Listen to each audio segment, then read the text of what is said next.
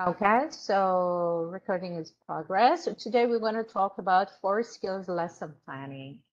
So far, you know how to write lesson plan for your conversation activities. Now for 4 skills. Okay. By 4 skills, we mean reading, what? Can you help me out? Reading, Writing, speaking, writing, and listening. speaking, and listening. So it's I mean, the whole class. It's not only for part of the class for conversation, but the whole class. Usually classes last for 90 minutes or at least 60 minutes. Maybe you cannot cover the 4 skills at the same sessions, 2 of them, or maybe 3 of them, but you plan for the whole lesson. Yes, it depends on the time or schedule of the class. Before starting, I want to ask you a question. Back to your experience and the picture of good teacher in your mind. What characteristics do you believe in a good teacher should have? Patience, Hmm. confidence, Good one. Good. knowledge, Good. Hmm. Kind. appro- approachable, Yeah, of Yeah, course. Of course. friendly, yeah, good one. um, good pronunciation and good tone of voice. Sometimes they don't like they speak like this and slow, Mhm. you know. They have to open their mouth and say the things properly. That's true. Using body language. I think, Yeah, it's very important for a teacher. When we used to wear masks, it was really hard for me, to understand. act because I couldn't use my face that much. Yeah, that's right. And it's difficult to understand. You're right. You're right. I have the same experience. When I put on my face mask and talking to the people, constantly they ask, excuse me, excuse me, excuse me. You're right. Right. It's I think we are just looking at other people's lips and mouth, so yeah, when we don't see sure, that. sure. Yeah, that's true. That's true. Very good point. Very good point. And motivating, inspiring, passionate, as you said, knowledgeable, also organized. Do you think being organized is important? Yeah, Of very course. much. So, what's your idea when we say, oh, she's very organized? So, what do you understand? What's your definition for being organized? If it's in class, for example, she knows that how much time she needs to spend on, I don't know, for skills or even writing on the board. Even when it is not organized, the students are confused, they don't know what's going on. So Sure. even checking the homework, for example, checking, I don't know, some writing or anything. So in every part, it's much better to, I think it's essential to be, organized in every part of the teaching process. Yeah, I 100% agree. Especially very good point. Writing on the board. Sometimes when everything is like, I mean, the board looks like a mess, and you don't know where it starts, where it ends. You're right. You're right. So for being organized, we need to well prepared. Yes, we need to be well prepared. So how to get prepared for the class? What's the way to get prepared for the class? Exactly, having the lesson plan, it can help. It can help very much because we know what is um, the every part of the class. For example, in the beginning, first warm up, then starting the Mhm. subject, everything. When we have it in our mind, not even the written form, Mhm. so we can be well prepared. Having, for example, pictures, some CDs, I don't know, some audio, anything. It shows that we are prepared, and then we start the class. And the timing frame. The time Yeah, frame is also very important, knowing how much time you will dedicate to X activity. That's right. That's right. And supportive to the students, flexible and reflective, of course. It's not only to get the feedback from your students. You need to reflect on your job, on your work, on your teaching. So it's not right to put all the things, I mean, all the mistakes or all the faults on your students. Sometimes the process, maybe there's something on the, you can improve the process. You can improve your own knowledge to have a better class and better teaching. So it's good to be reflective on your action as well. Very good. So today we are going to talk about identifying and selecting aims. What does it mean to have different aims in your lesson plan? Identifying in different components of a lesson plan and planning an individual lesson or sequence of lessons. So if you want to give me a definition for a lesson plan, what are you going to say? What is a lesson plan? To determine what you are going to talk about? Okay. No. Okay. What else? The process of teaching in short, I don't know, in detailed form.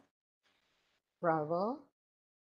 And Uh, you mentioned it tells you where to start, where to end. So it's like a roadmap. Yes? Lesson plan is like a roadmap that you take to the class that makes you well prepared and organized. How to start, what to say, what activities to use, when to use, and how long you practice that activity, how long you work on each part. Okay, so it looks like a roadmap to you. And you told me, I mean, especially one of you said you've already prepared for your no, you already sent it actually, your conversation lesson plan. But since you are experienced teacher, how much you usually need to spend on lesson plan? at home, you mean? Yeah, you need to prepare a lesson plan Yeah, before the class. Am I right? yeah, yeah, So sure. how much do you spend If on it's lesson plan? if it's my first class in that level, it's really I need to spend a lot of time. But for my experience, because I had some classes again and again and again, so I didn't need that much time. But for the first time, maybe more than 1 hour. Mhm. But after that, no, actually, I just took a look and then I went to You class. take some notes and you go Of to the course, I class. had Yeah. all notes. Yeah, yeah. Mhm. In my books with this post-it, yeah, I Yes, wrote a a lot of spoon up things. post different color. Yeah, exactly. Yeah, I know. I Yes. never taught, so I'm not a teacher yet, but I spend so much time, so many hours doing the activities. It's hard. It is. Like if you You're never right. did it before, I'm pretty sure that after, then it is like, good, I'll do it.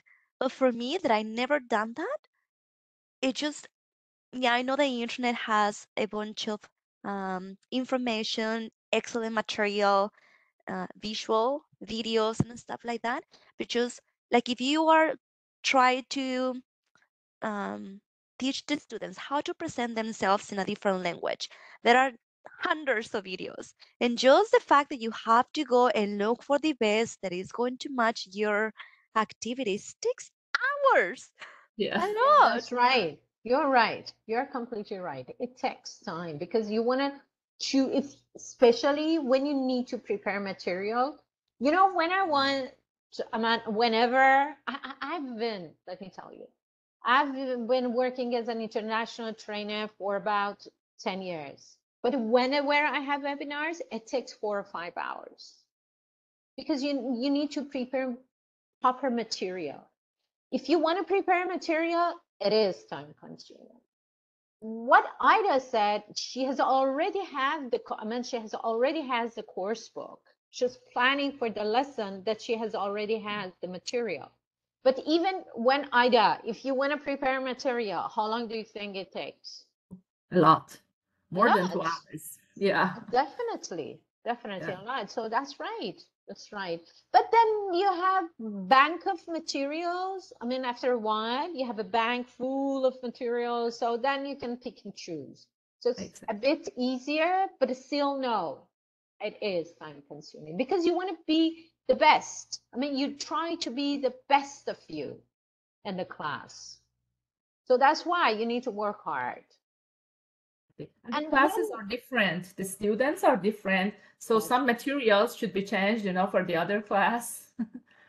very good point. Very good point. It's not just you, but also you need to know your students. The material should be proper for the students and understandable as well. I mean, related to their world and nature. Yeah, that's right. That's a very good point.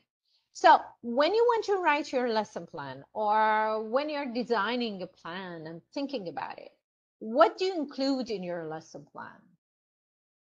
Can you tell me? Items, you mean the Oh, subject and blah, blah, blah? Leonie, you go ahead. so it's good. It's a subject. So what is the subject? What subject talks about?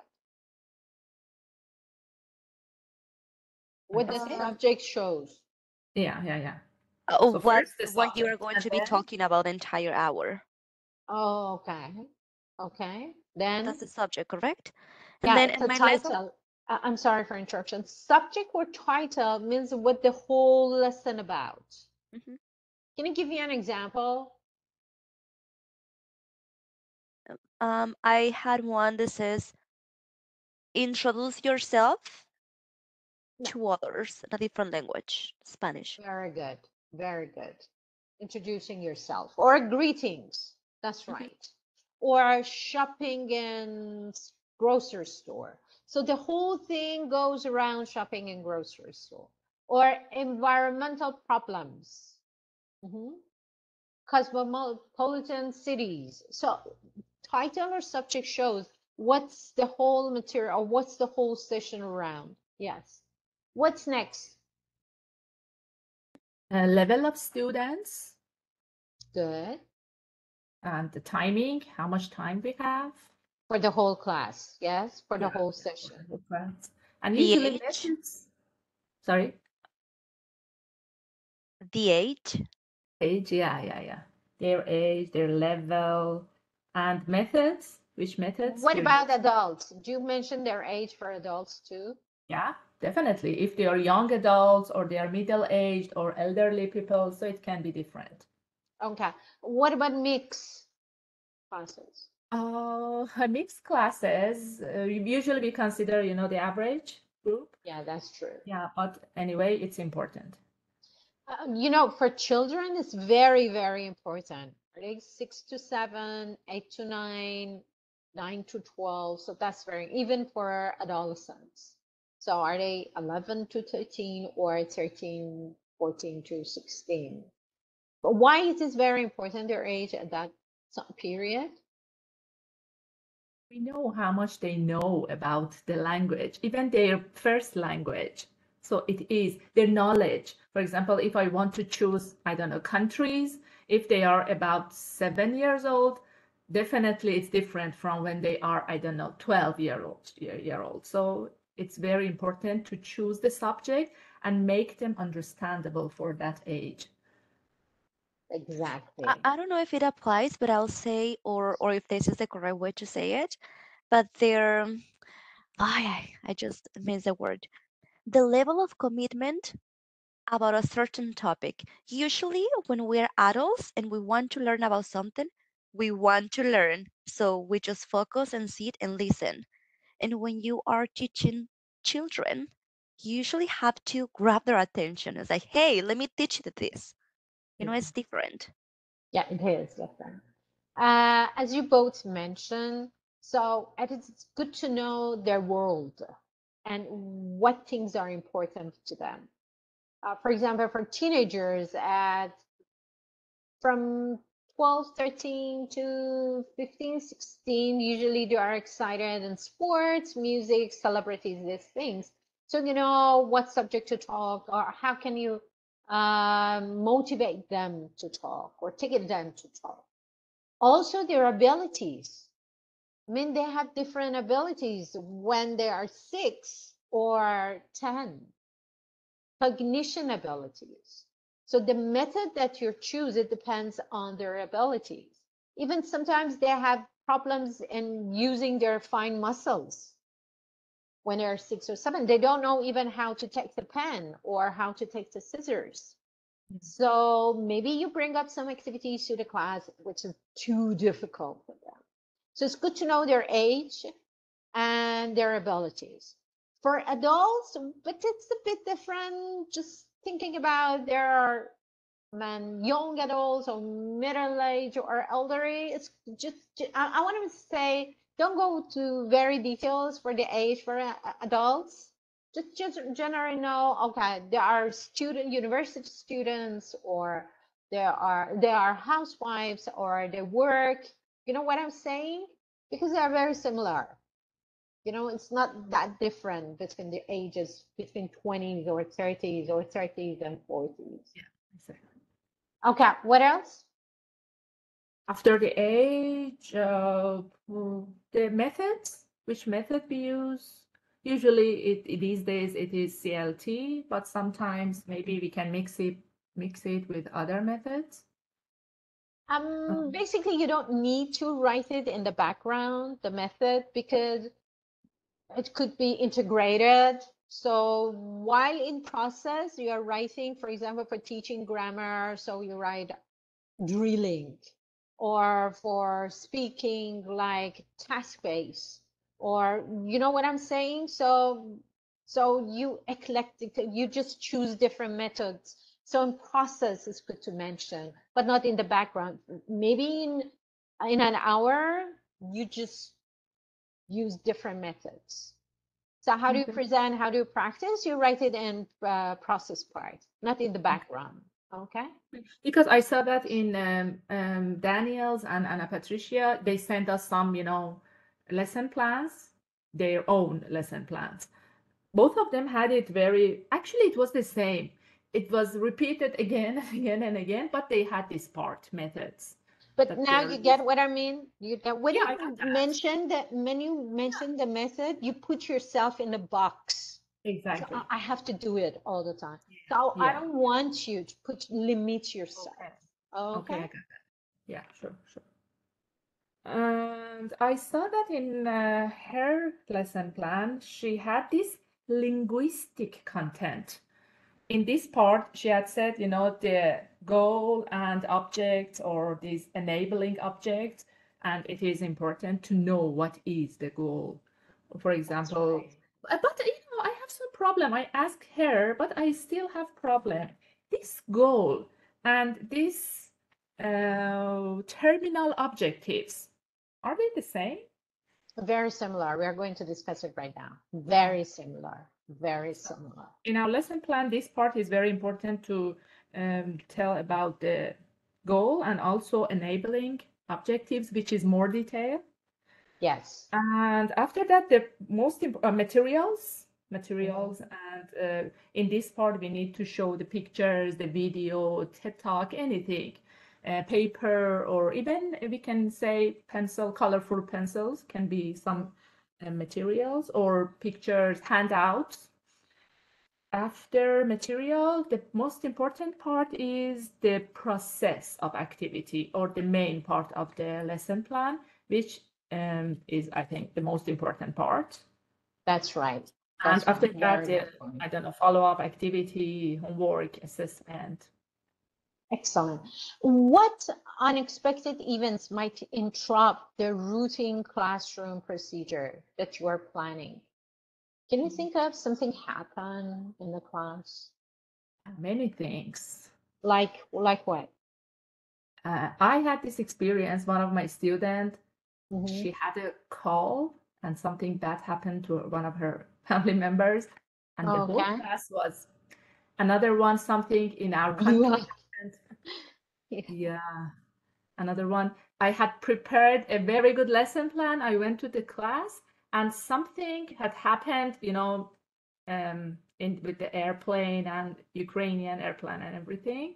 So Oh, no one was in the mood to talk about, the subject. I don't remember what the subject was. So I totally forget the class. We all talked about our feelings because everyone was, so depressed and confused. so you So were everybody working on said, speaking? You were yeah, working on the speaking. yeah, Good. So but that's good. You didn't lose the class. So that yeah. was nice. And one more session, one of my students just fainted in the class. and we had to call the ambulance. So everything was Oh, different. So I had these three, yeah, memories. so that what you said was very extreme, actually. I know how difficult to handle it. I know that. Let me share an experience. I had a seminar in one of the cities, and then I had a flight in the morning. Then we got to the hall, and there were more than 30 teachers, the participants. And you know what happened? Electricity gone. Oh my God. Yeah, I have this one too. I had this. So no electricity. I was in that city, and my flight back was in the afternoon. I have only 8 hours or 7 hours there, and no electricity.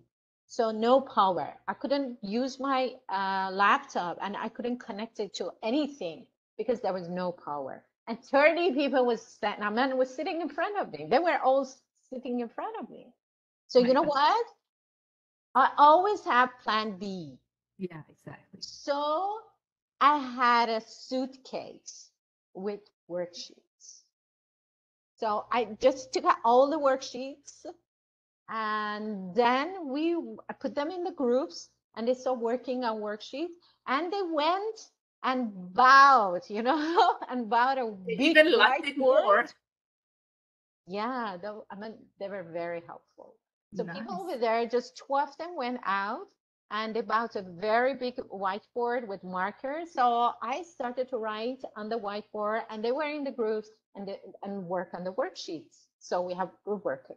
So what I'm saying, you always need plan B. Always think about plan B. What if my PowerPoint doesn't work? You cannot stop the class. What if my students, you're going to teach, for example, you're going to teach past tense. What if students don't know the verb in present? You have a plan for teaching past tense, and you think your assumption is my students know the present tense of this. I mean, they know these verbs. But when you get to the class, they don't know the verbs even in present. They don't know it. So what you gonna do? So always have plan B. We call it unexpected events. So that's why while you're planning, just think you take a game to the class, and your students, none of them like the game, and they won't participate.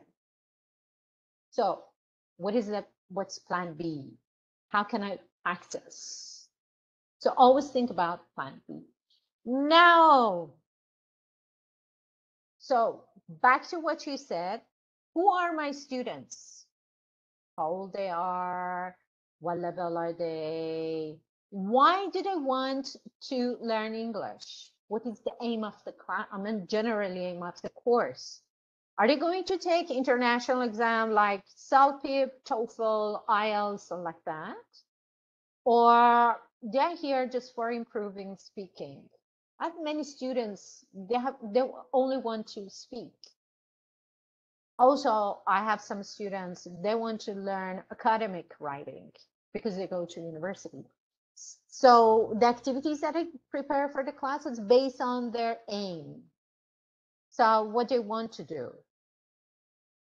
What will it achieve? What happened at the end of this session? What my students learn about the language at the end of this session? How long will it take? So how long is the class?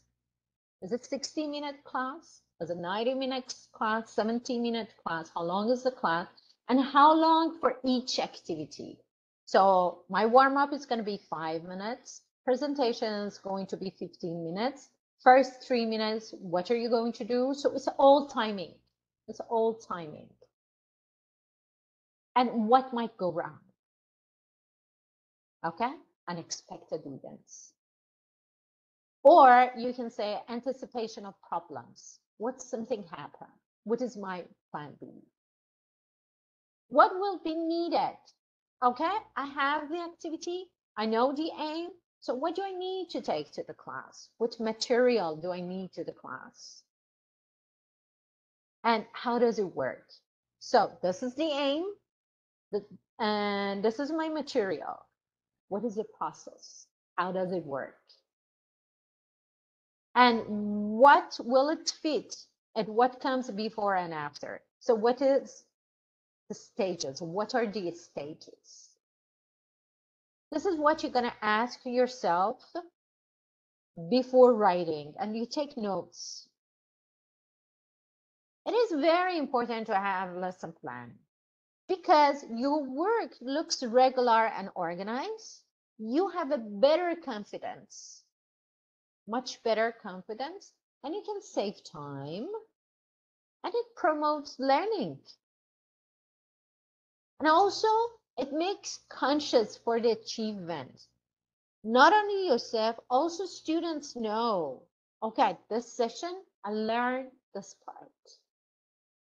So even your students have a better feeling, like achievements. This session, I learned how to make suggestions.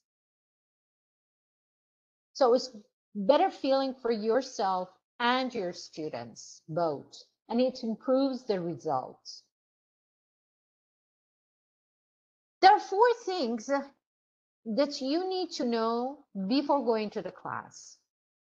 Number 1, the aim of the lesson. Talking about the aim, it means terminal objectives, enabling objectives.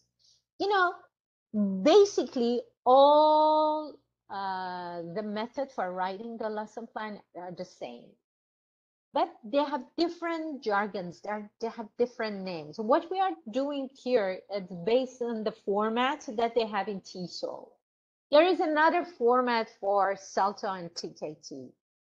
In the base, it's the same, but only the jargons are different. That's I'm gonna tell you how different they are. The aim. Next, what about the new language? New vocabulary, new grammar.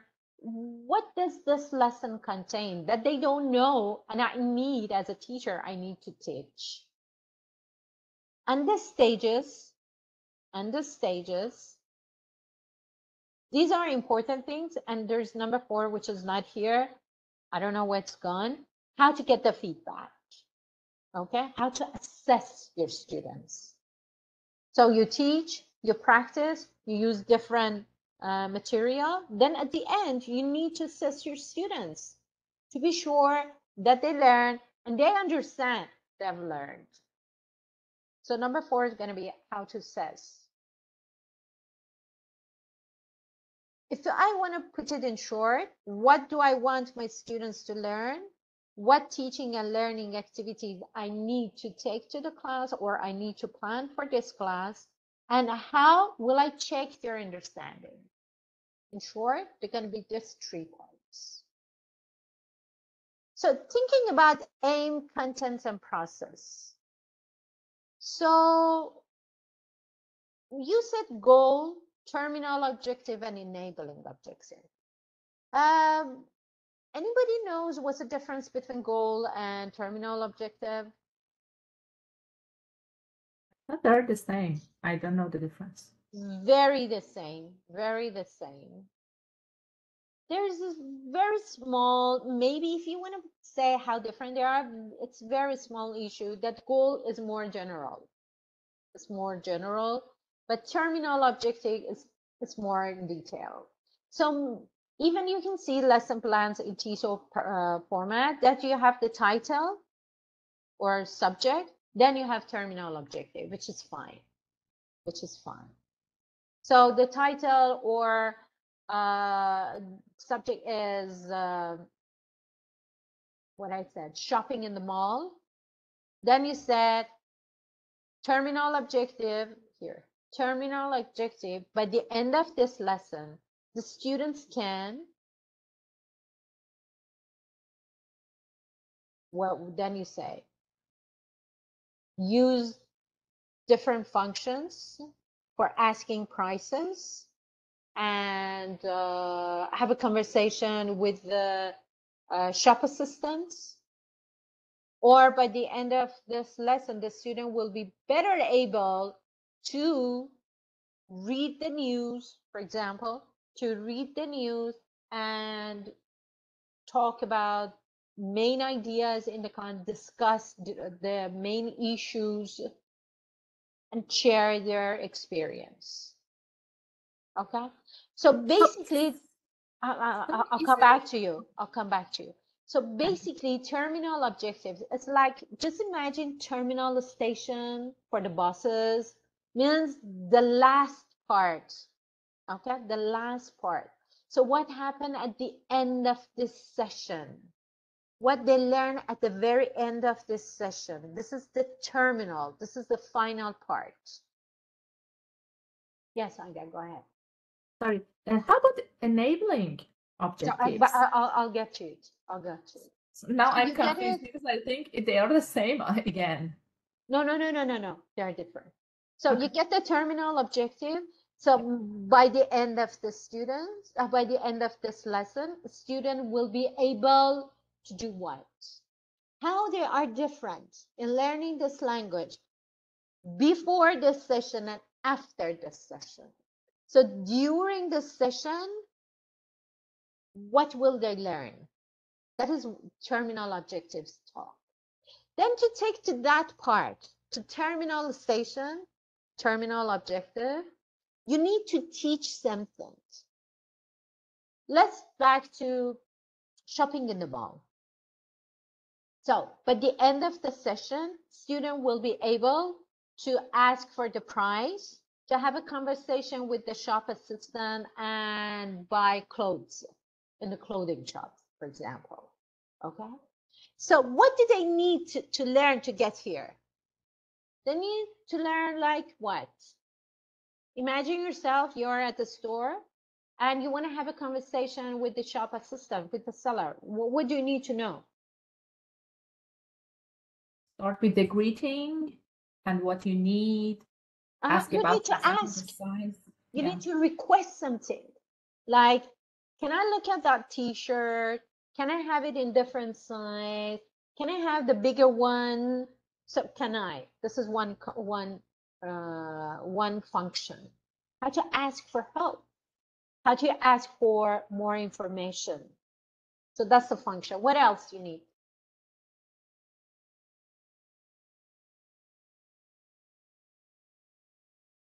Just imagine you are there. I did think about other language like Spanish. What else you need to learn? You want to ask for example, a blouse or a dress, but you don't know what is this word The in name, the Spanish. vocabulary. Size? Yes, vocabulary. That's it. Vocabulary. You don't know what it said in Spanish. Thinking about English make it easier, so that's why I started thinking about another language. So, what's the name? How do you say T-shirt in Spanish? How do you say pants in Spanish? How do you say jeans in Spanish? So you need to learn vocabulary. So I need the function how to ask for something. Then I need vocabulary. Yes. What else do you need? Correct pronunciation? Correct pronunciation, definitely. The vocabulary, correct pronunciation. And in what structure I put it. I want to say it's small. I want something bigger. Comparative adjectives. Am I right? I need something lighter. I need something more formal. So I need to know comparative adjectives. Yes? So it talks about what? Structure, grammar. So to run this conversation, which I have the model in the shopping mall that my students wants to learn. My student want to learn at the end of this session, talk to the shop assistant. They need to learn some vocabulary. They need to learn comparative adjectives, so structure. They need to learn a function, how to ask for something, request something, and definitive pronunciation and intonation. Is that right? Does it make sense? Yeah, very much. So that is enabling objectives. Mhm. In enabling objective, you talked about linguistic aims. what they need to learn to get here. Okay? This is terminal objective, terminal station. It's very detailed. It talks about the steps. Yeah, Okay. steps. So Exactly. yeah, that's it. So I want to get to that terminal station, terminal bus station. But to get to that terminal bus station, I need to have a ticket. Then I need to go to the bus station. I need to wait for the bus. Then I give the ticket to the bus driver and get on the bus. Then I have to wait by the station to get here. So you have a process, yes, to get here. That process means enabling objectives. Okay? So it shows the language or skills learner must be able to use well in order to achieve the main aim. So it's not only vocabulary, it's not only structures, it's not only functions, but also skills. Am I right? Speaking, listening, reading something, writing something. So you're working on skills too. And you have to work on their fluency, connected speech, integrated skill. So that all goes to enabling objective. So it's linguistic aims, and also sometimes non-linguistic aims. You have some students, you teach everything to them and you practice, but they don't have the confidence. They get embarrassed. So you have to plan. You have to plan for some, for example, group working or pair working or games or worksheets. So what's your plan? You're writing in enabling. To improve their confidence, I prepare a game. To improve their confidence, they're going to watch a short video and discuss it with their pair. So it's not all in linguistic. Maybe you want to add some non-linguistic aims. Even you can put some aims for yourself. That what do you do to find out more about your learners? Or you put a note for yourself, use boards. While I'm working on functions, I need to use board more. So you put some notes for yourself to improve your work. So whatever you do to get to that final terminal, we call it enabling objectives. Is that clear for you all? Yeah, it's finally clear. Yeah. Oh, that's glad. Thank you. Okay. You got it too, Vianney? Yes. Good. Very good. So each lesson plan should have terminal objectives. So what's the aim of this session? Why people come here today? It's not only learning 5 new words. If you learn vocabulary, do you think you learn the language? No way. I always have an example that if your students memorize a dictionary, can they talk that language? No. So vocabulary structures couldn't be terminal objectives. Terminal objectives talking about their ability to use the language. But the linguistic part, how you practice linguistic or non-linguistic functions that they need to get fluent and accurate, they are all enabling to get to that terminal. So all lesson plans should have terminal objective, and then you need to say how you're going to get to that, which goes for enabling. Enabling. Good? Yeah. Yes, Vienna? Good? You look very thoughtful. Are you digesting what I'm saying? I just have a lot of things going on. Okay, but please ask. Okay? Please ask. So, when you want to prepare a plan, you have the background. What you said goes to the background. The age, the title, the level, It's good to know. It's good to know their background, their job, because this way you know your student better. Material that you need to get to the class, terminal objective, and enabling objective. Then what is next is introduction. How you want to start your class, which we call warm up. Warm up. So what is warm up to you guys? What do you think warm up means?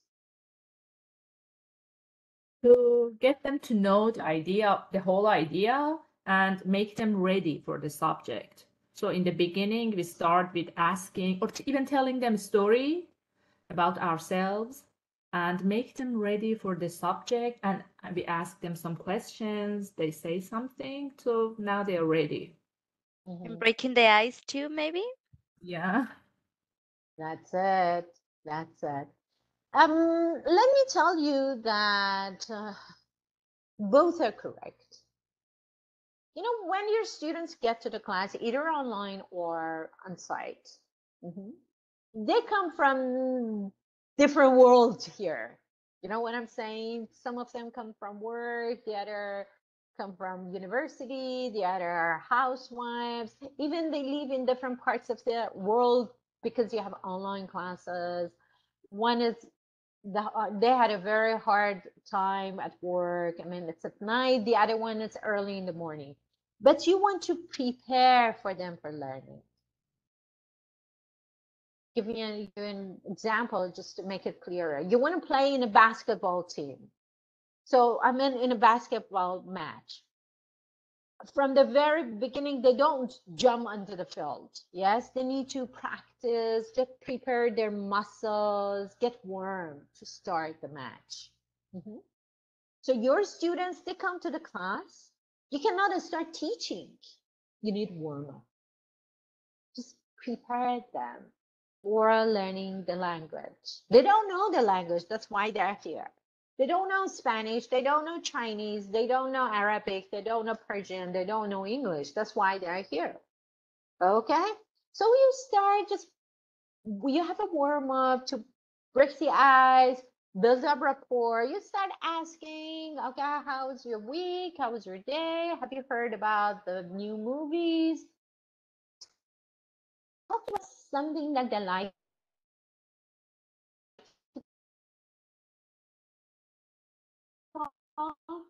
Or maybe you just have to pay a month ago. I said, okay, can you guess? So the people start to think something funny. Maybe you say a joke and then they start laughing. You know what I'm saying?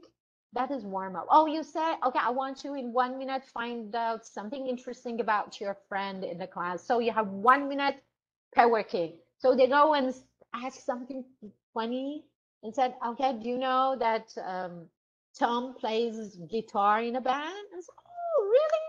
We didn't know that. We want to come and see you or playing. So something that just motivate your students and get their attention for the class. That is warm up. So you have a warm up, very short warm up. I mean, maybe 5 minutes, 6 minutes, because you need time for teaching. So every session, you need to start your class with a warm up. Think about something exciting, something nice. Okay? 5 or 6 minutes. After that, is that clear? Do I make sense? Yeah. Okay.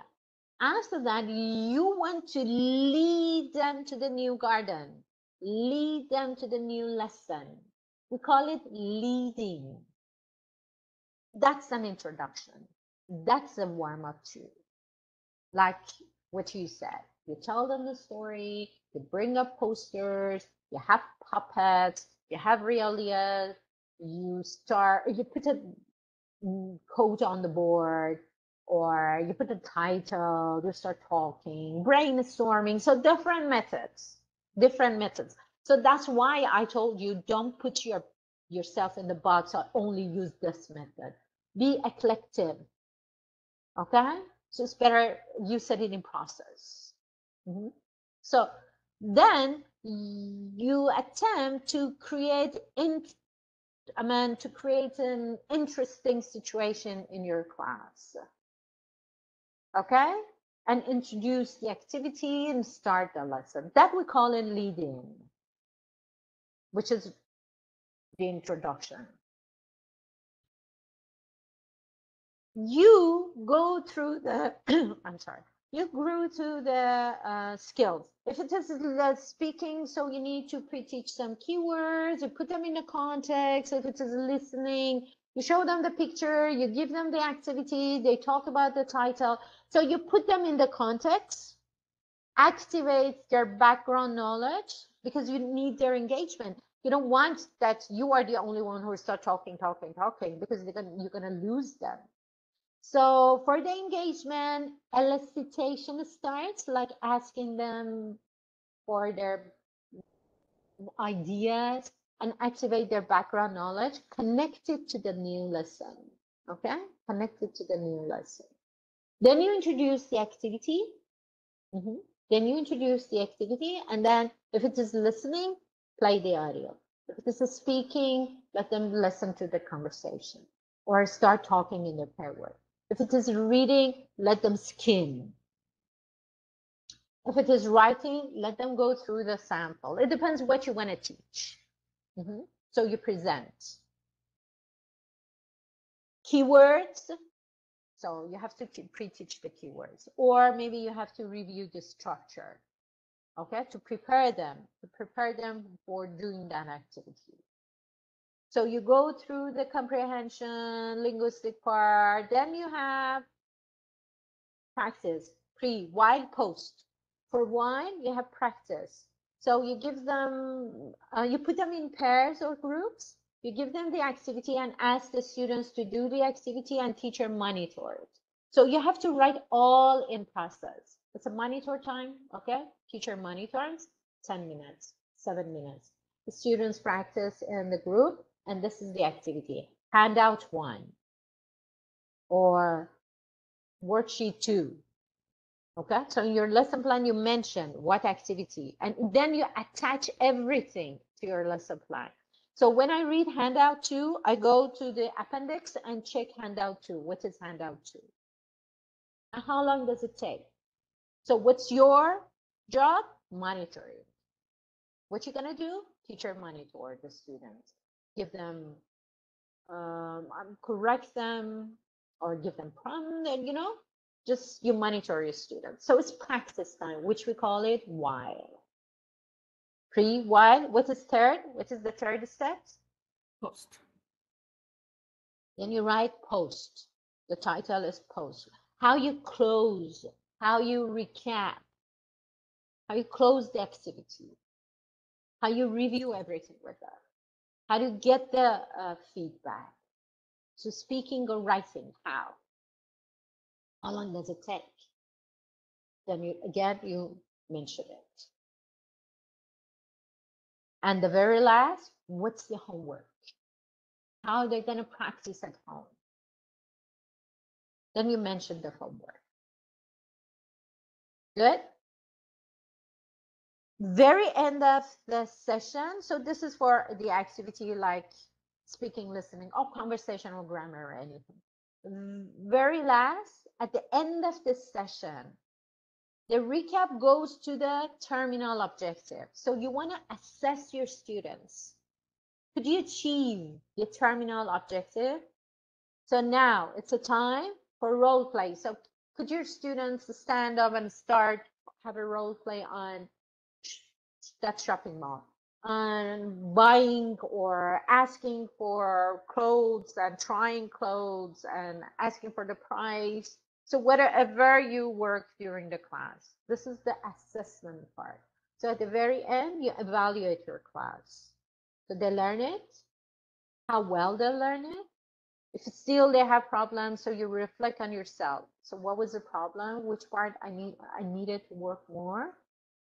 What about the homework? Or what I'm gonna do for the next session? Because still they have problems in the grammar part. So I prepare some worksheet or I email them some activities, or I prepare some activities for next time. So you reflect on your work. This is a step-by-step break it down. Okay, is that clear? It can be for all 4 skills.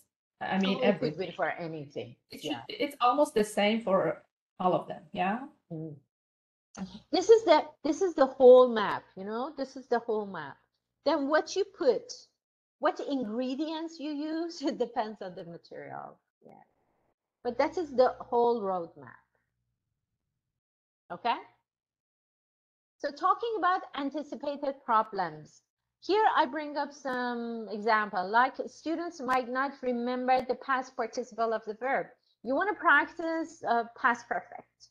It's a time that you want to practice in English. You want to teach present perfect. So, you know, okay, the assumptions, students should know it. They are intermediate students. Definitely they knew present, past, and past participle of the verb. But you get to the class, your students cannot remember. So what will happen? What you gonna do? You're gonna stop teaching it? No, you have to teach it. You have to cover the material. So what you gonna do? What is your plan B? Can you think of it?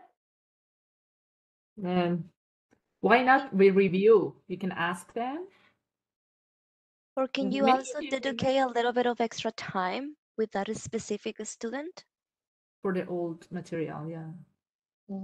So you need to prepare the list that you need. Yeah. Yep. So you have the list. You have the list, and then you share it with the students. That works. You put them in pairs, and say, okay, I want you to review. You have 4 minutes, 5 minutes. Review with your partner. Yeah. Number two could be you have a short video on there are different songs about the past participle of the verb, which is rap sound. I remember in one of the demos, one of the students, she played it in the class, and it was so fun. So you could prepare something. You have something, okay? If they can't remember, I'll have the worksheet. Even you can have the worksheet like matching. Mhm. Or game, like game. So let's see. Here is the list. I'm gonna ask you. Let's see who can remember. So it's a game. What if your students may not be familiar with the some vocabulary? The reading is about France, and it talks about Eiffel Tower, Louvre Museum, but they have no idea about it. It's in what? Or maybe it's about Japan. It's about different parts in Japan. They have no ideas about cities and places, so they won't understand anything about the text, what we're gonna do. And it's a Having the reading. pictures. Having the pictures is always, good because even if we don't have electricity, we can show it to them. That's it. Bravo. You prepare the pictures. Exactly. Posters. Even you can have a very short video about Paris. Let's go around Paris. Let's go around Tokyo. Bravo. What if your students, that session, your students not concentrated during the class? You know, something happened, like that what Ida experienced, something happened. And students are not concentrated. What you gonna do? Right? Some game, maybe it helps. Maybe they are tired or their minds are busy. So, yeah, Vanny. In my Thank past you. experience, when that happened, I remember instructors will ask the student to leave the classroom. Will say, "Hey," but in a very nice way. For example, in this case, "Hey, Aida, do you mind coming with me outside?" And they will take the person outside. They will talk to the student and come back later. Sometimes even the instructor will say, "You can stay here a little bit longer by yourself. Once you feel prepared, just come and join us." I have Okay. seen that, and I don't know if that's good or not. Maybe sometimes with one student it works. Maybe some student, I mean, some one student's not very, I mean, it's a good mood, and you'll give them, yeah, it happens. You give them, okay, I guess today you are not in good. Do you want to go and grab coffee? And they go and bring the coffee to class. What if I said the students? So you have 9 students and 7 or 8.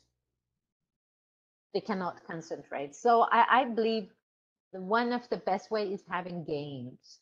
Yes. Because game just change the mood for everyone. Or watching something funny and then start talking about that. Or you tell them the funny story and ask them for experience. I mean, something interesting happen in the class. Okay, something interesting happen. But for individual, it could work. For one person, maybe that person, that session, not in a good mood, and he or she needs time to go out. Yeah, that happens. And student might get confused with the use of already and yet. You've already taught, but still they say, what's the difference between already, yet? I don't know. So what you gonna do? Use it in different ways. Tell them some stories, or even writing it at the board, one sentence with this one, the other one with that one. When they can look at it, maybe they can get less confused. I don't know. Maybe it helps. That's nice. Yes, Vienna, you want to say something? Okay. So more examples. I have more worksheets. So the while stage it finishes. I mean, you have enough practice, and then you get to the post, you want to get the feedback. Still 4 or 5 students say, we don't know what's the difference between already and yet. We don't get it. So I have already prepared more worksheets. I've already prepared more activities. And then I bring them up and say, okay, let's get to the groups and work on these worksheets. That's good. You review first on the board, you put them more examples, and then they need to practice because you already, explain it 100 times. But still they have problems, so more worksheets. I have it in my toolbox. So I always said to all teachers, you really need a toolbox. What's our toolbox? Different activities. And for all learners, for visuals, for auditory, for read and write, and for kinesthetic, for all learners. One problem could be, I always use visual things. So it's good for visual learners, but not for kinesthetic learners. Those who have kinesthetic style of learning, they need to move. They need to touch the thing to learn. So this is marked, oh, they learn it. When they look at it, they get it, they learn it. But if you only explain, they don't get it. You know? Or those one who needs to take notes and write, they need worksheets to learn. So different kinds of activity. So in your lesson plan, you need to consider all kinds of learners, not only visuals. Even auditory, they need to listen. So they need a part to talk about it because they are auditory learners. They need pair working, group working because they want to talk about it. You need to explain because they need to hear you. Kinesthetic one, they need a game. They need role playing because they have to act to learn. You know what I'm saying? So for while, especially for while stage, when you are planning for activities, consider all learners. Good? Yep. Is that clear? Yes? Any Yes. questions so far? I don't have. Oh, okay. But it's 90 minutes class. It's 70 minutes class. Even if it's a 60-minute class, you need warmers and coolers. So you need to break the ice when they are so hybrid. I mean, especially for children, you need coolers. Just put them down and let's think about it. You know. So think about ice breaking. It's not all teaching, teaching, teaching. No, you need to change the mood. Games work a lot. Games work a lot. Okay, we are going to have a session together for different sites and PowerPoint. In that session, I'll introduce different sites that you get ideas how to fill the class with different activities. We are going to talk about it. Okay, let me show you the canvas. Give me a minute. Okay. Okay, before going to canvas, let's go through the sample. So in the sample in this is TESOL format. So you write the name here, okay? Candidate's name. You write your name and year, month, and day. Okay, the date. What is the title of this class? The number of the students. So it is important because the activity that you prepare for 7 students is very different for 12 students, you know? Level of the students, so are they beginners, intermediate, advanced, college students, what level they are.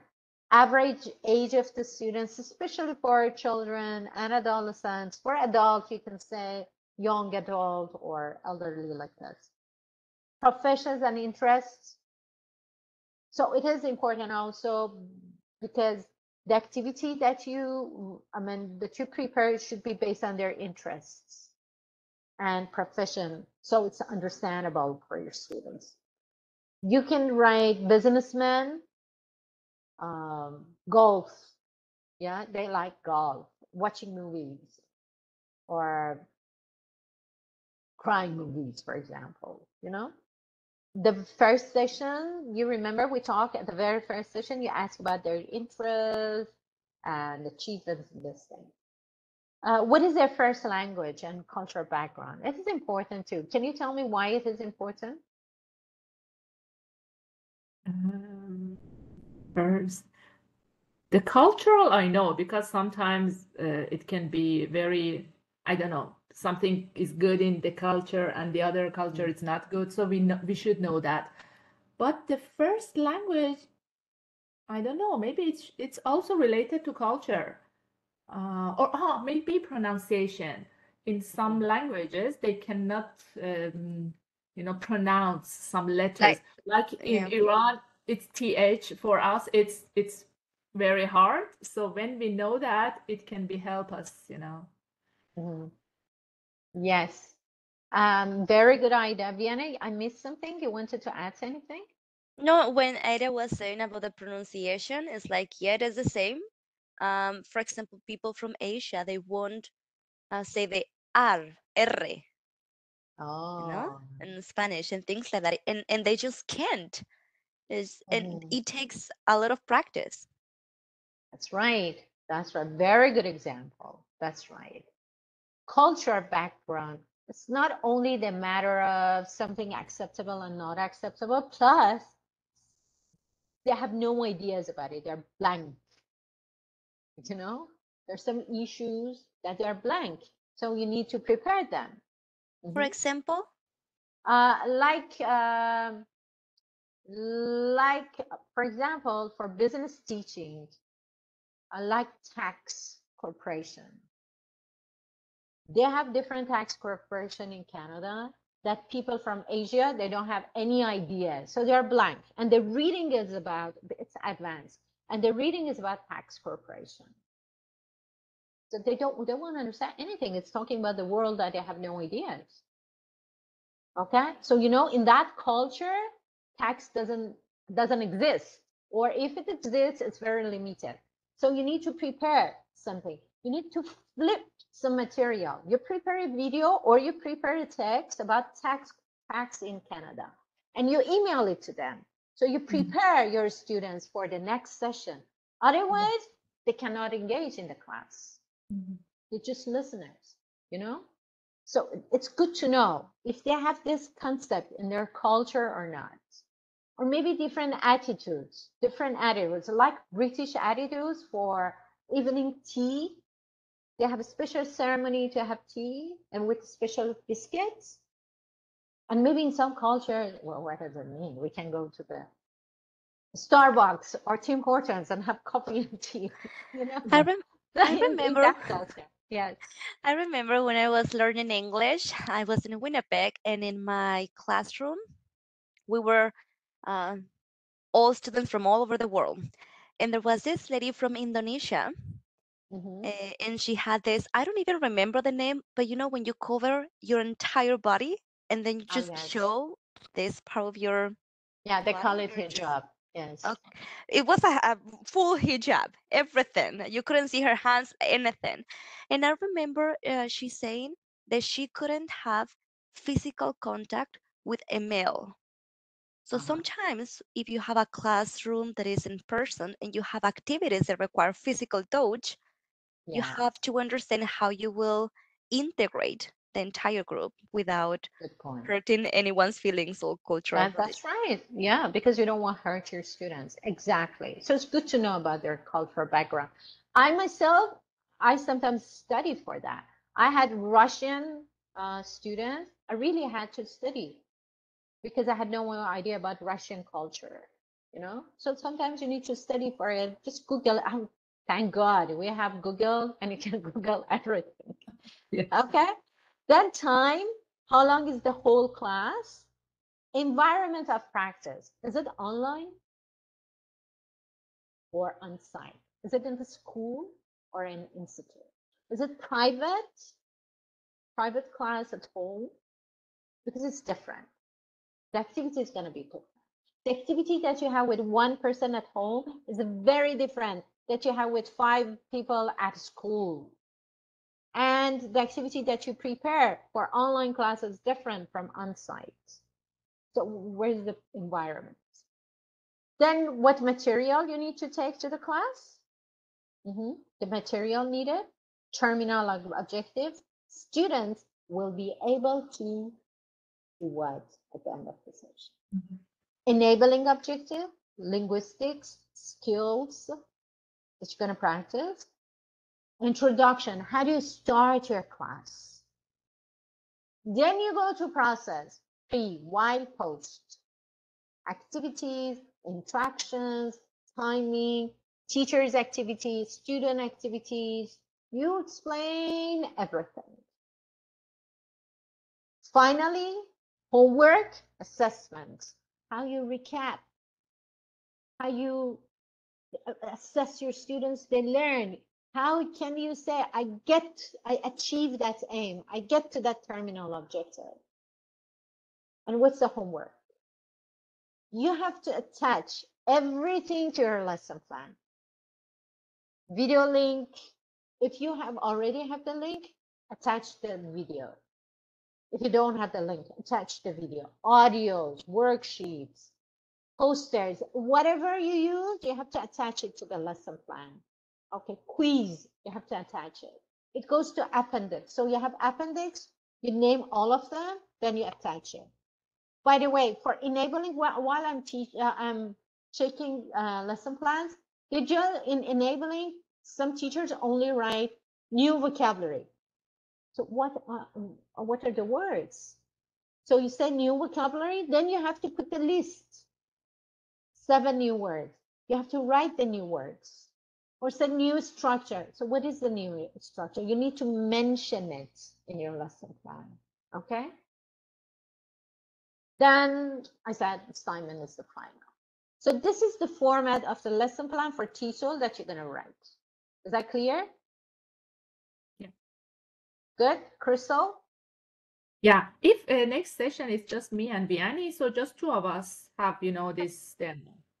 Because I think if we were more, maybe it would be You're gonna have better. 15. You're gonna have 15 minutes. So that's why I said 1 hour sooner, because usually 3 to 4 students can participate at this time. But if you were more, okay, we would decide for that. No worries. Okay. But you just plan for 15 minutes to 20. Okay, sure. Good? Yeah. So that's, oh, okay, that's a thank you for here. Let me stop it and then go to Canvas. Now's the time for Canvas. Okay, so here it comes. It's a lesson. Here it's a module for grammar lesson plan, designing grammar structure lesson plan warm-up activities, lesson plan assignments. Okay? So here, when you click designing lesson plan, what points you need to consider, then procedures, and all we talk right now is here. And here are some samples. These are some samples. It doesn't mean you have to follow it. You already know what you need to write. These are like samples of other students' work. It's not TESOL, it's other students' work. Okay, so you can get the ideas. And here for warm-up activities. Is grammar lesson plan? Oh, that was a sample for grammar, but you don't have, you have to write for skills and conversation. Oh. So warm-up activity, here are some examples. Give me a letter, think of different games. So how many things can you think of how many things can you think of red, or how many things can you think of when you go to the store? So just like different activities, talking about adjectives or using one word and have a conversation. Oh, hi, I'm sorry. No, welcome, So how you can run a conversation with one word. So these are all fun, just breaking the ice. So you have ideas here, tons of ideas. This is for beginners, for advanced. It's good to have it. And lesson plan assignment that it talks that you have to write. So here are many samples, but let me tell you, they're all for students. So you just can go for the students. I recommend, first you design your lesson plan based on what you study in module and your webinar. Then you can go through the others and you can get the ideas, okay? But just follow the structure that you're learn in the webinars and you study in modules.